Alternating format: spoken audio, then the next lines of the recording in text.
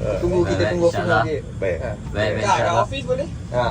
Boleh. Nanti aku usahakan cari mic yang ada 4 semua. So kita semua boleh tala kat situ kan. Boleh, Aku insyaAllah. sebab aku ni jenis bukan baik sangat agama. Sama Bukan sebab aku kadang-kadang ni Dah sampai masa tu. Tak, ini usia kita tu Usia sekarang ni kita. tengah nak belajar balik apa sebab yang kita aku belajar selama dulu ni. ni Sebab kita menyesal dulu kita tak buat. Allah, Tak benar, ada, bukan benar. tak buat. Tak ada pun kita dibesarkan macam tu tu.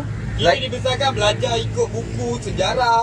tu satu lah. Lagi satu Kita bukannya belajar berdasarkan Al-Quran. Tak, kita family agama Muslim.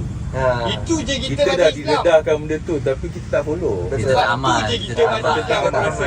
Lepas tu bila makin lama time batang kita tengok social media pula jadi Tak lalai lah. Terkesan lah Nafsu Terkesan lah pun tak dunia belajar. sebab kita kurang bercerita tentang kebesaran Allah. Kita asyik cerita tentang kebesaran dunia je. Circle kau Maka- tak cerita benda tu lah. Maka benda Betul. dunia tu akan masuk dalam hati kita.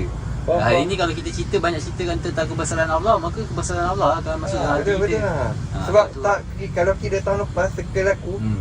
memang ayah duit.